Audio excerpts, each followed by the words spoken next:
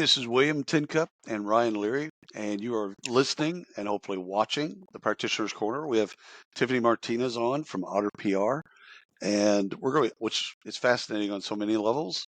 But we're going to talk about her career, kind of how she got here, some of the things that are important to her, both historically and also now. So, Tiffany, would you do us a favor and introduce yourself? Love to. Again, my name's Tiffany. I have been with Otter PR now I'm in my third year, and it's been amazing. My first startup business that I've worked for, so that's been a learning curve on a lot of aspects. I have a corporate insurance background, but did nonprofit for 12 years. And HR was only one side of the nonprofit side. So I have a lot of different backgrounds, true Florida native, born, raised, and lived in this state my entire life and have no ambition to leave it. He's not coming up north to the cold. Are we East Coast Florida? No. Gulf Coast Tampa Florida? Bay. Gulf Coast, Tampa Bay. Okay.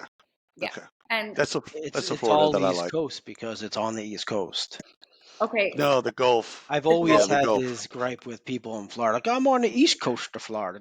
I never say I'm on the West Coast of Pennsylvania. I just say Pennsylvania. Listen, it can take 10 hours to drive from the Keys all the way up to Tallahassee. So we are on today East Coast and West Coast just based on our I guess. The driving to the Keys is awful. Like, it just Miami? keep going. No, from Philadelphia. You just keep going and going and going, and you never stop. Yeah. I mean, that's a little extreme. Yeah, but the Keys is actually awesome. I love the Keys. I love the Keys.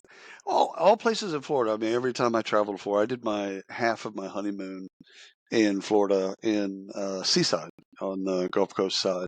Yeah. And that was like 94, so there wasn't anything there. Yeah, so it's definitely changed. And I tell everybody, we live where you guys vacation. Yes, exactly right. Well, you live, did you say St. Pete or you said Tampa? I live in Hillsborough County, like Tampa area, but the main headquarters is St. Pete. So I commute over the Skyway Bridge, the big scary bridge that everyone is terrified of. I drive that bridge every day. Oh, I love that. Fill me in. Why are they terrified?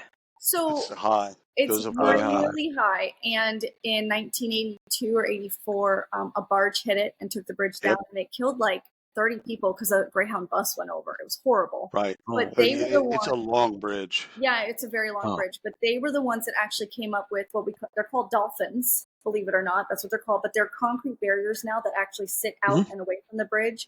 For the new bridge, and it actually blocks. So if like a cruise ship or something was to lose control, it'll hit the dolphin first and not hit the bridge. And that's supposed to be implemented now, like in bridges all over that cross water.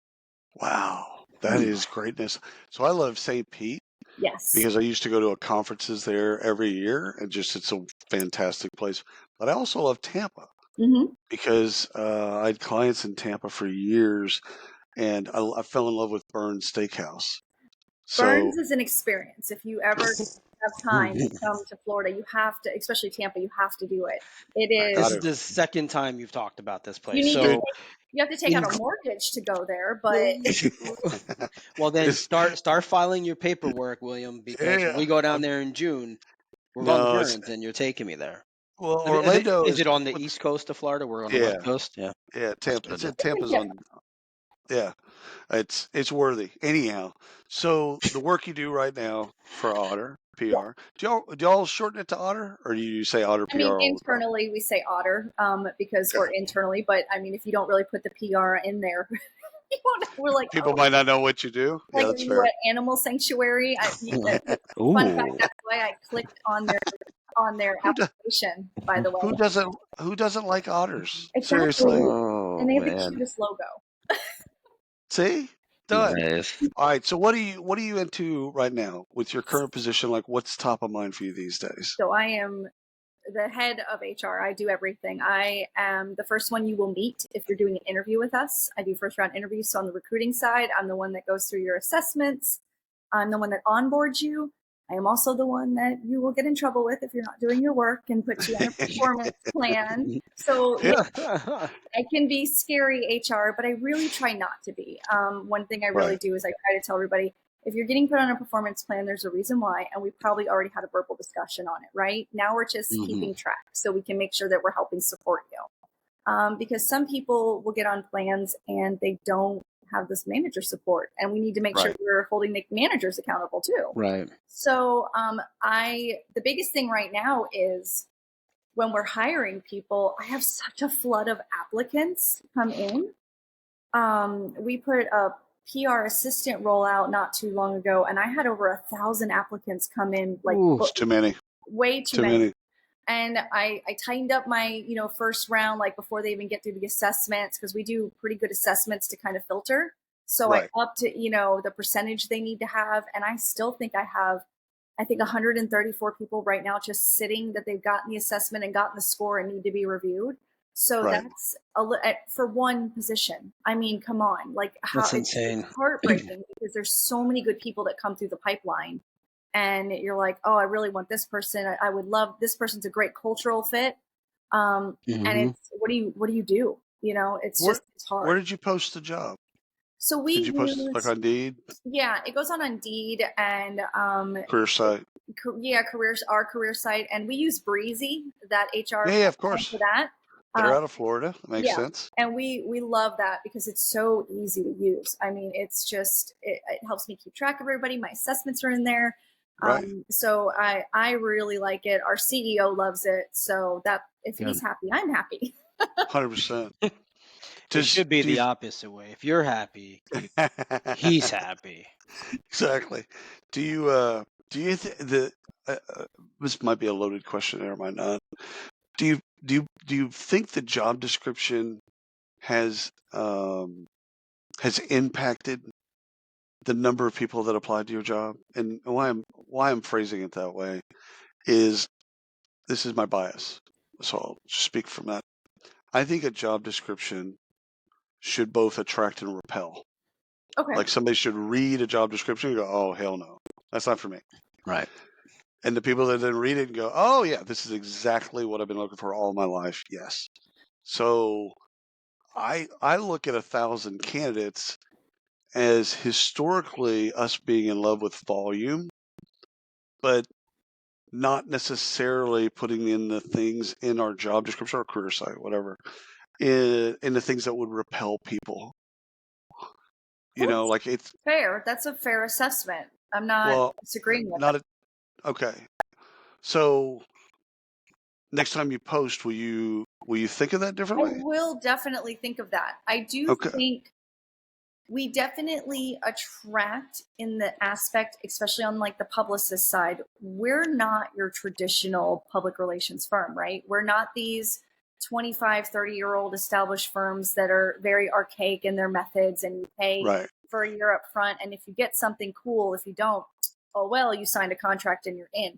We've really worked hard to make sure that we have relationships established with different people to get our clients the exposure that they're needing to be able to give guarantees saying, hey, we're not putting you in Forbes right out the gate, right? Like we can't necessarily do that. Your company just started, but let's build you up to where Forbes is asking for you. And so that's our goal, is to keep, the clients where they just keep getting steam and building up. And I've been so grateful in the fact with it being a startup is not only, I have 15 plus years HR experience, right? So I know HR, like I can do it. And I know I'm good at it. That's one thing. I'm not the most confident human on the planet. I'll be full disclosure on that one. I'm probably my own worst enemy. But when it comes to dealing with other people and helping them, especially in their job, I know I'm good at that and advocating for that. But I think with our job things, we're willing to train, and we're willing to take someone that maybe is fresh out of college and they went for a communications degree, but they have no experience. We're going to teach you our way, and it's not the traditional way, and that's okay, because that's kind of what we want. We want to make sure that we're, training you the way that we want you to work with our clients, because it's working for us. Yeah, and some of that volume, and I was thinking the same thing, William, is a job description screening out versus in, but graduation is here. Yes. And all of these people Good are point. graduating and saying, my mom Good and point. dad are going to charge me rent, or they're going to kick me out. They just spent all this money on degrees. They need a job. And I think Tiffany, that's a lot. By the way, just for the record, I missed the memo telling my 18-year-old when she first turned 18 that I could charge her rent. Nobody gave me that memo in my adult handbook. No, there's a comic. There's a comic on Netflix. His name's Earthquake. He's from Atlanta, and he has a bit on this. He goes, when you turn 18, I go from becoming or from your father to your advisor. Right. So when something goes on in your life, I can then say, I will advise you to do this. So it's like disconnect. We're just gonna, your money is your money, and at 18, good luck with that. Yeah. But I think, like with what Ryan said on the college stuff, graduation stuff, I think there's something there because you also say, we don't mind, you don't have to have 10 years of experience. Okay, we get it. You need to be trained. If you've already got academic, you can write. Okay, great. All right, but we're going to train you in our specific and unique way. Yeah. If I'm graduating the University of Texas and I got a comms degree and a journalism minor, I'm attracted to that because I know that the expectation isn't I have to come in with a network and all this other crazy stuff. It's like they can treat me like raw clay and build me up. Right. Yeah. And that's the beautiful thing of it. And we've had some individuals that have come in and they are superstars. I mean, they're amazing with the clients. They've got the softwares down packed. They can handle more caseloads than some of the other, people that maybe were tenured and came from other, PR firms. Right. So there's been success in that. Now that's a double-edged sword. Right. Because we have brand new people that, have been hustling and they get promoted, but then they don't have the managerial skills. And so that's been something I'm shifting my focus actually this summer, where we're actually going to do more one-on-one managerial trainings where I'm going to sit with the managers and the account strategists and really help them because their emotional intelligence needs to be worked on, and not saying anything negative. It's just no. People don't know that with your EQ, you really have to try. Yeah. And you really have to push, and you really have to challenge yourself to take yourself out of the situation and look at it as an objective third party. And people don't, we're all human. We all have emotions and we want to have emotional reactions.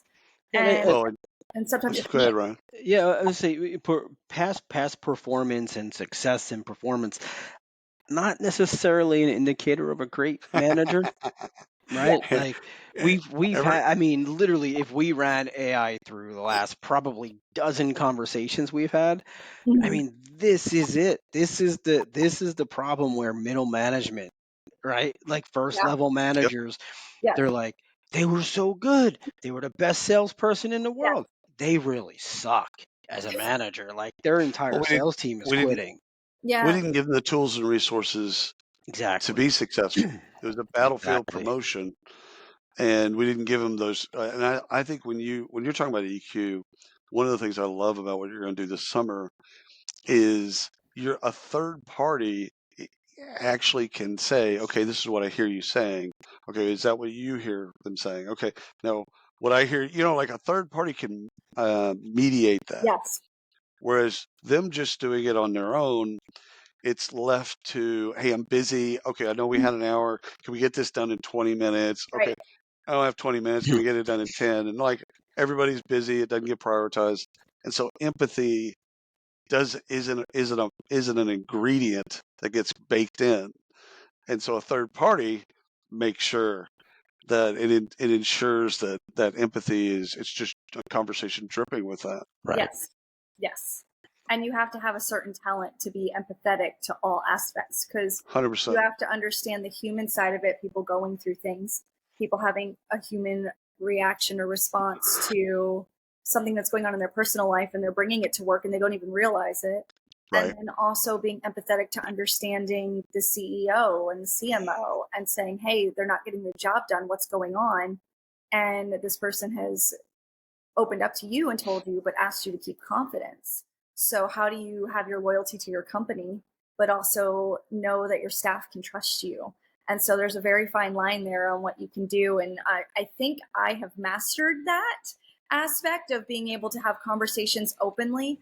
I do think that it helps that the C-suites, our founders especially, they have a high level of respect for me, and I have a high level of respect for them.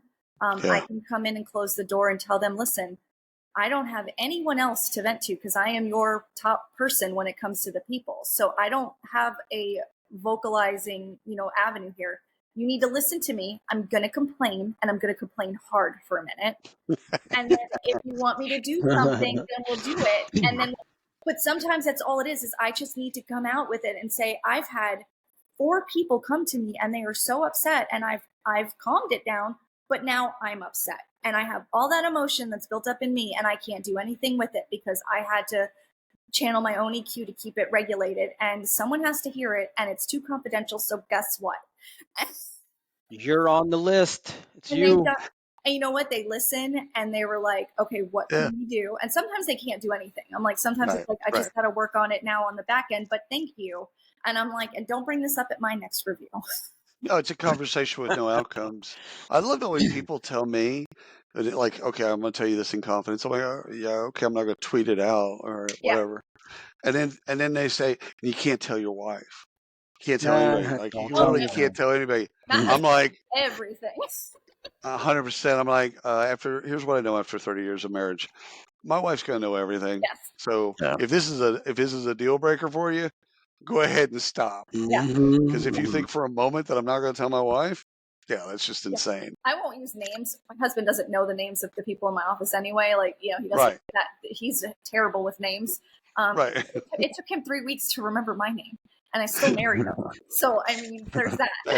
Fair statement. But, I think we need to talk to him and get that story. No. Right. You would love him. Let me tell you, my husband is this big, burly, 235-pound, all muscular man, and he is the biggest teddy bear with the kindest.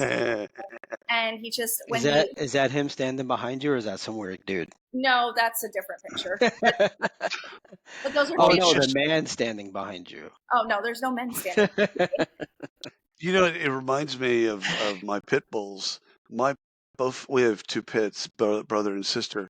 They look intimidating, but they're like not. when you look at them, you're like, holy shit, hide everything because they're about to eat your car. Yeah. These dogs, if you gave them a Dorito chip, they would show you where the safe is. They're such teddy bears. I'm like, I get it. There's still that fear though of like, they're just gonna snap at you. Like, they're right there. No.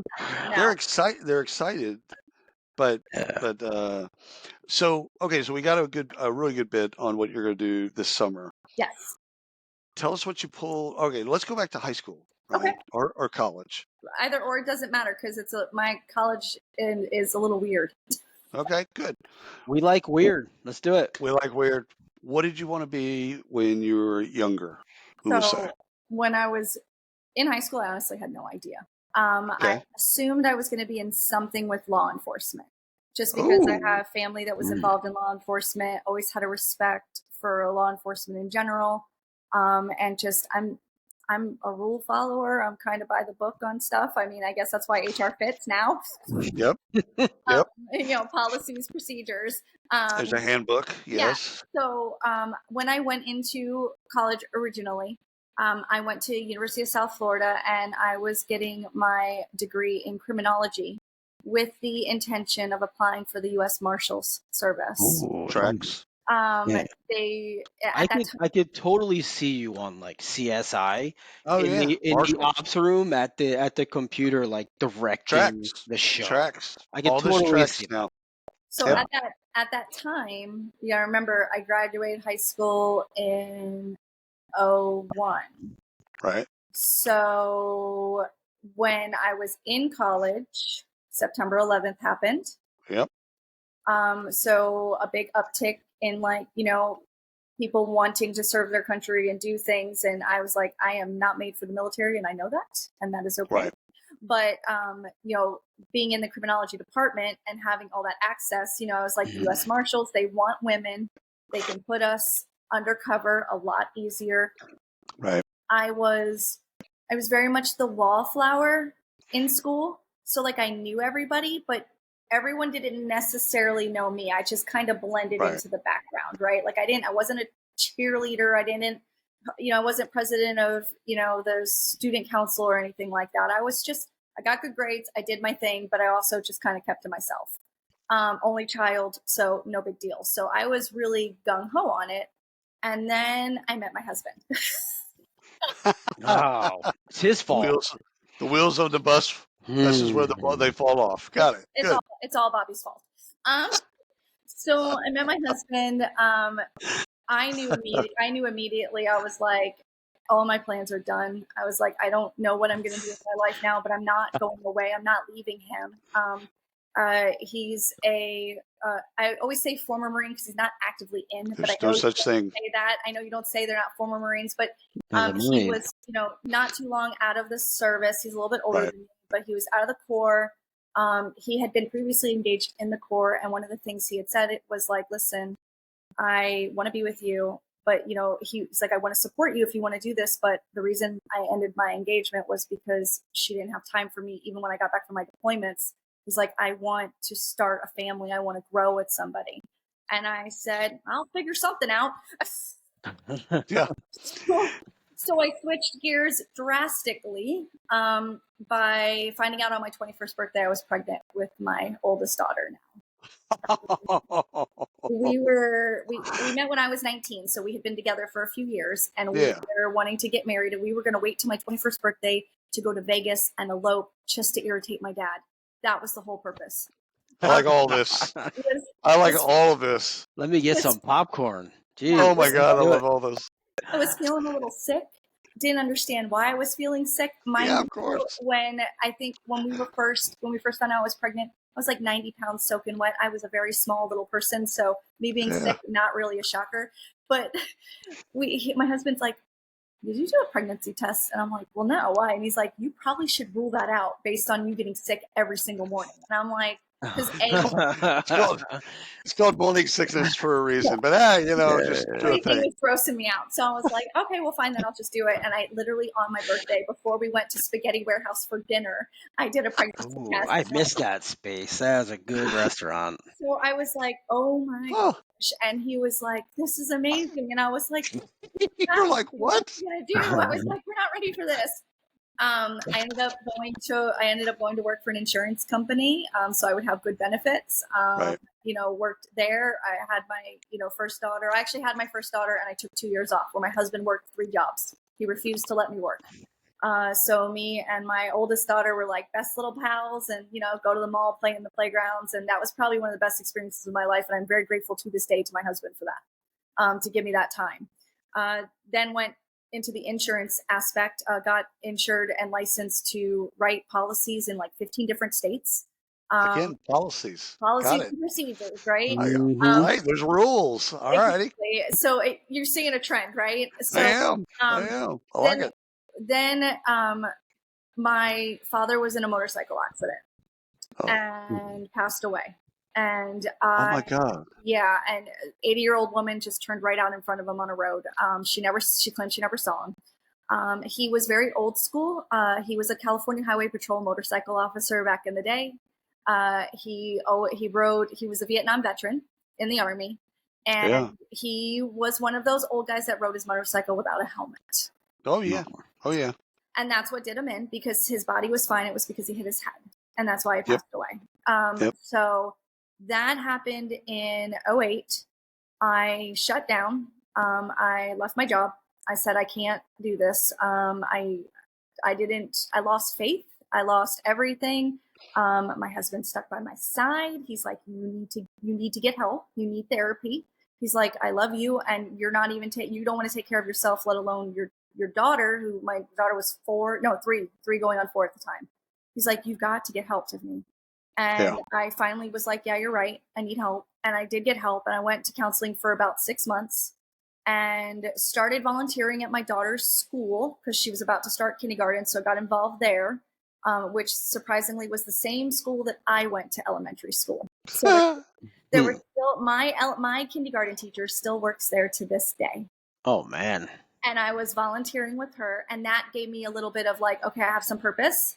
Yeah. Found out, Meaning found out came back into your life. Exactly. Then found out we were pregnant with our second daughter. So I was able to stay home for a couple years, have her volunteer, and actually found a church nearby. Yep. I was the PTA president at the time at my daughter's school, and went to the church to ask for a blanket drive because it's a Title I school, so it's in a very poor community, and 80% of the population there are at or below poverty level, and so there were kids in that school that they would have to take turns with the blankets during the winter because there wasn't enough blankets for all the kids. Right. So I was just trying to do what I could, find some purpose. I met one of the children directors there and one of the pastors there, and they were like, "We'd love you to come to church." Now, mind you, this church is in a retirement community, so it was 55 and up. All older retirees, like their average age was 72, and so they're like, "We'd love for you and your girls to come to church." And I go, "We need some young blood. We need some." But I was like, "Where are we going to?" You can take that two ways. Do I look 55, or like, what are we doing? They wanted young blood, but I was like, "Where are you going to put my kids?" I was like, "My girls are really well behaved, but I don't know if they're going to get through an hour-long church." So it's like, "Oh no, we have a kids club," and I'm like, "Wait, what? You have a what?" And they're like, "Yeah, we have a kids club." And so I was like, "Okay." I was like, "You know what? We'll try it." And we went, babysitting, and I started volunteering there. And then they asked me to be the youth director because they didn't have anybody that was young enough to keep up with teenagers. And mind you, I have zero religious experience. I learned it there at church. So ended up doing youth pastoring there part-time.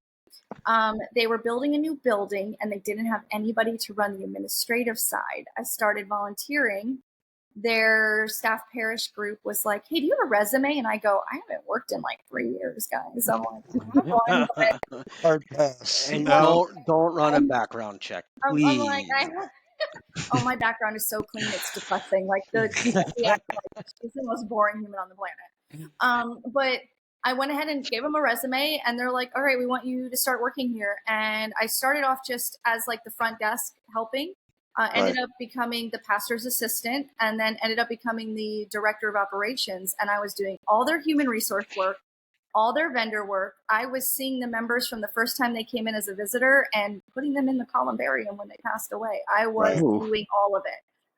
And that was when I really kind of started to understand HR a little bit more, because the only HR I had understood was when I was putting in my resignation after my dad died. I did. And having an exit interview and being emotional. Like I had no understanding of HR before that.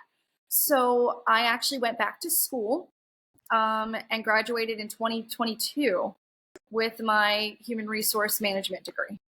Oh, very cool. Very nice. And did that while working at the church full time. And then I told the church, "I don't know if you're going to be able to afford to keep me now, because with the degree and with the years of experience I've gained, I know my worth, and I want to be able to keep growing. And I've hit my ceiling. I was doing everything. I mean, I was filling in on preaching. I'm like, guys, I can't do anymore.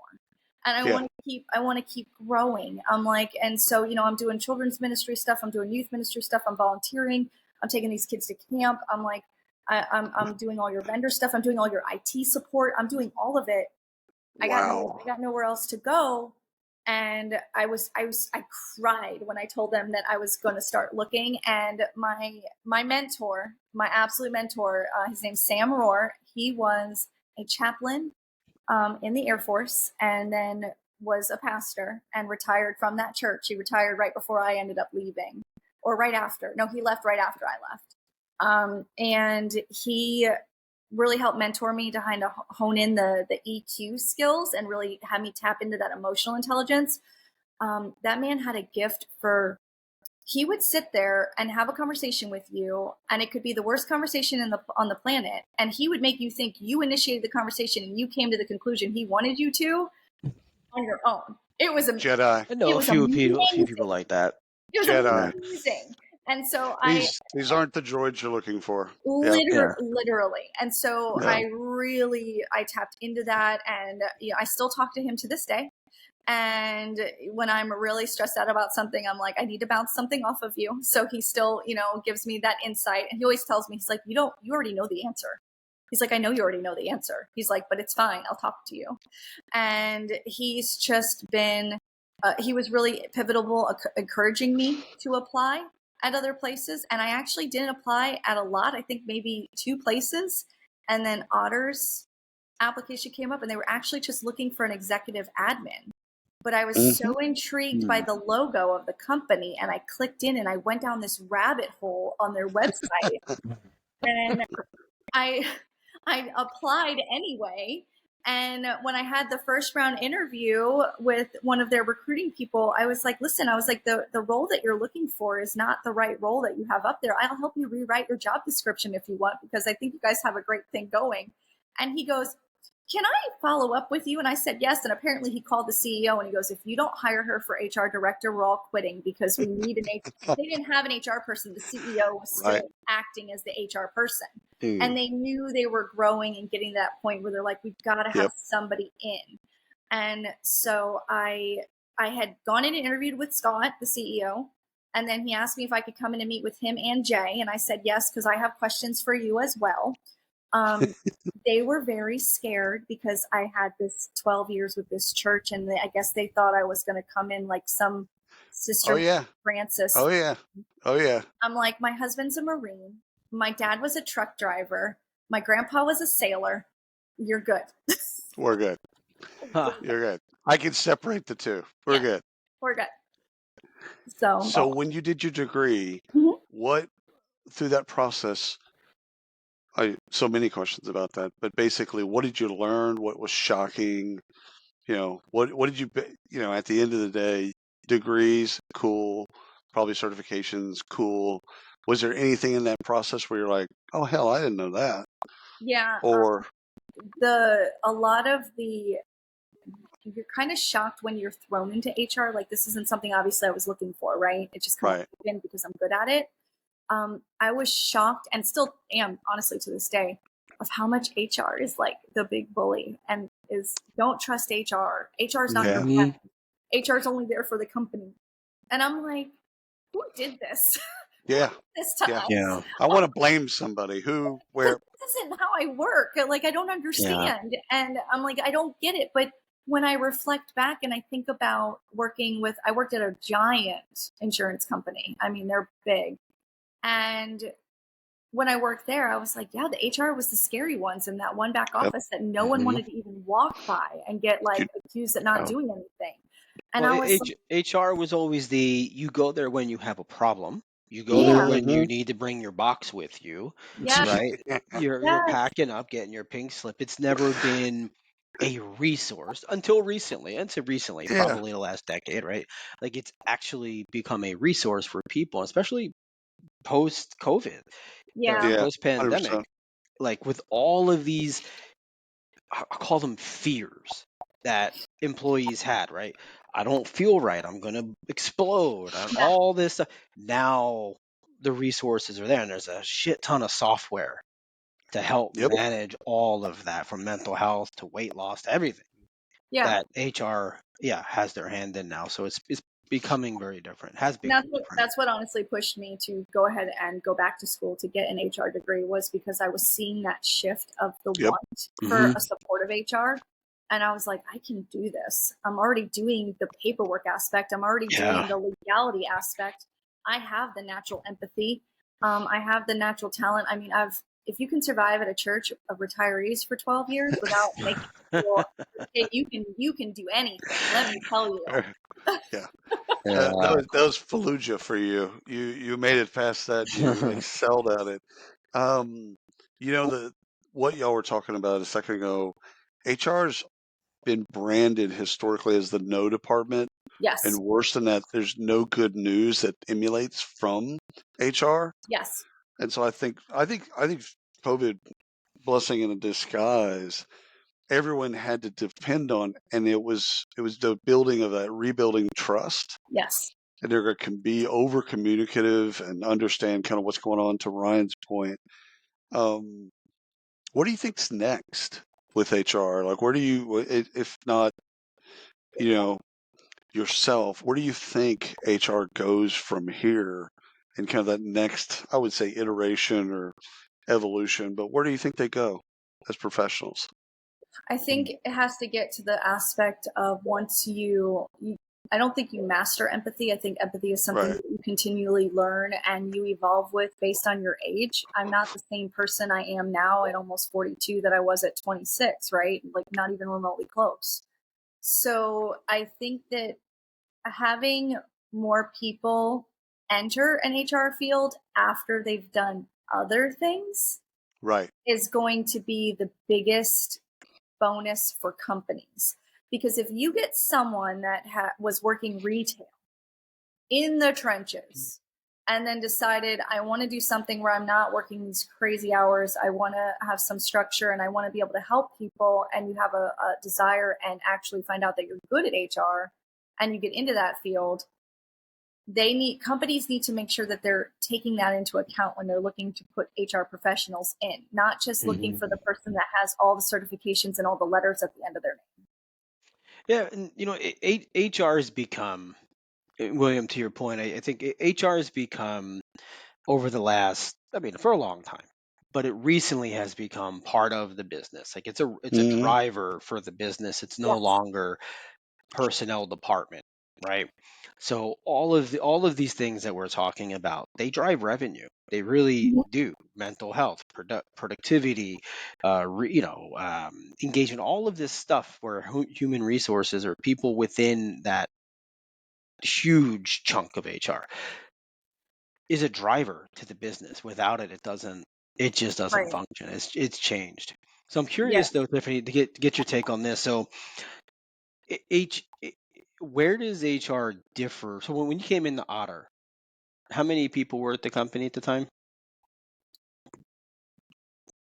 I think maybe 15, 20. Okay, and you're at 60 now, 60 Yeah. plus, right? In a So Wow. 3-year time span, we've exploded. right. So what has changed from a 15 person company? Because William and I, we've both been part of the 15-person company and Right. and larger, but from an HR perspective, 15 people, they decided, okay, time to take this from the CEO. Let's give it to a real HR person. To new now, new what has new changed? employment laws or Well, different yeah, employment laws yeah, yeah, apply. yeah, So there's that. yeah. But anyhow, So Tiffany, what what's do you the yeah? Well, what's changed? So it was very just the HR was just the documentation, signing an offer letter, right, signing a Hmm. contract. There was no emotional. right. So me coming in, we joke because we don't do the whole we're family, because I have family I can't stand. I don't do that with Mm-mm. businesses. I'm like, if you have a run, if someone says we're Yeah, family, run. Best yeah. take ever. You can Best take ever. you can choose your I friends, not your family. Yes. Tiffany, the next time you do a job description, that needs to be the first thing. Like out of the gate, yes, Right. senior public relations associate. Okay, and by the way, boom. If someone says that your business employees, etc., if they say family, run. Yeah, right. We're not a family. We work together. Like Yeah, again, yeah, now I'm reading that as a candidate, going, okay, that's for me. yeah. Okay, Yes. We okay, I work get it. together. We might drink at a happy hour. Outside of that, I don't give a flying hoot what you do. Yeah. Yeah, I And love so, that. and Oh, so I will joke great and take. tell them I can be like a mama otter in the sense of I'm going to try to help you as much as I can, not just in business, Right, making sure the you're whole getting you. stuff done, but like we had a new hire. She's moved down here before her husband. They're closing on a house together, but the husband is still stationed up north and he doesn't even know if he's going to be at the closing. And I told her, I was like, well, have you had your title agency make sure that you have power of attorney to sign on his behalf? She goes, I don't even know what that is. And I was like, you need to put this in a message to your title agency right now. And this was day one of her working here. And she's Yeah, like, you probably just saved me a potential month backlash of having to go back and forth because we wouldn't have had the right paperwork. Thank you so much. And I'm like, that's okay. I'm like, I've lived a little bit more life than some of you, and I've gone through some other things that you guys haven't, and I want to help. So me stepping into Otter and taking over the HR side, I was able to put the human into the human resources to where now I'm the resource for the humans. And at least at Otter, that's exactly what my job role is. I am, yes, I make sure the company is compliant. I do our e-verifies. I make sure that, when we're hitting, FMLA or ADA or all those compliance, I'm up to date on it. I'm always following the Department of Labor on new rules that are rolling out. Obviously policies and procedures, it's my jam. I have no problem doing it. But I take time to visit with staff in office. I check in with the ones that, are remote. I have conversations with them that are not work related on purpose to just kind of gauge how their mental health is doing. When I send a newsletter every month, right?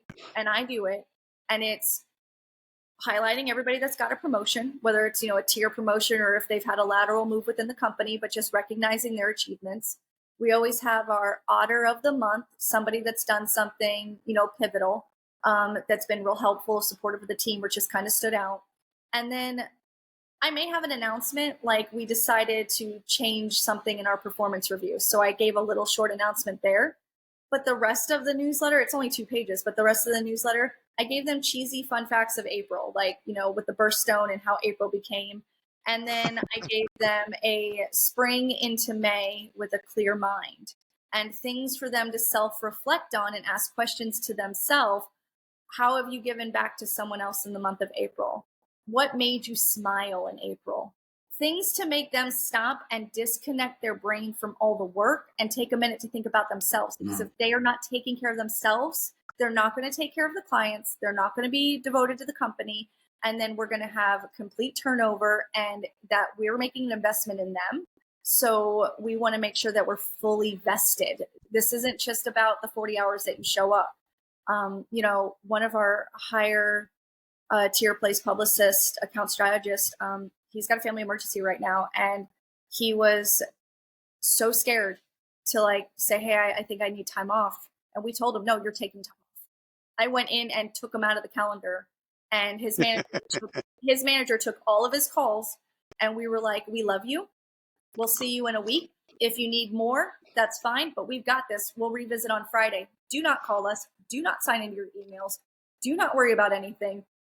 Go see your family. And he called me today, and he was a little emotional, and he's like, I just want to tell you thank you. And I was like, I've got this. I'm like, if you need to talk to me, I don't care if it's 3:00 in the morning. If I don't answer, it's because I'm sleeping, and I'm atomic bomb can go off. I won't hear it. But if I'm awake enough to hear my phone ring, I will answer for you. And if you need to just hear someone's voice, it's fine. They're human beings. Yes, paying them for a service, but they're still human beings. I got so sick with COVID, you guys. So sick in 21, right after my first year of being here. It was actually right before I started. It was when I was still finishing up at the church, and I got so sick. Then I got sick again the first year. I got it 2 times in a row. I have an autoimmune disease now. I have heart issues. I have all this stuff. Oh my God. Oh, it's horrible. That's a whole nother segment for you guys if you want, but it was so bad. It was so bad. And, wow. Probably I've been to 45 different doctors. They can't justify anything except long haulers COVID, and I have tachycardia and fibromyalgia, and just list it. God. I still go to work. I still come in. But when I'm having a really bad day, or if I'm having a flare up or something's going on, I message my co-founders and I say, I cannot drive today. And they're like, and they literally say, feel better. They know I will handle what needs to be handled. It's that respect thing. They know I'm a human. I will have bad days, and that's okay. Yeah. And that's where I think HR needs to go. They got to start understanding these people are human beings. There's so much of this could go into a job description to repel people or attract people. Well, we'll give you the transcript and let you run it through AI. Yeah. Create a job description. Is there anything professionally? This is the last question for me. Is there anything professionally that achievements that you'd like to achieve? Next, because you seem goal oriented. You seem like that person. I'm going to think about the next thing. I'm going to do an MBA. I'm going to go do Six Sigma, whatever the bit is. You're going to find some other mountain to climb. Yeah, I want my master's in HR. I really do. Okay. Just because I want to see, based on how things have changed just over the last few years of me being in school, Right.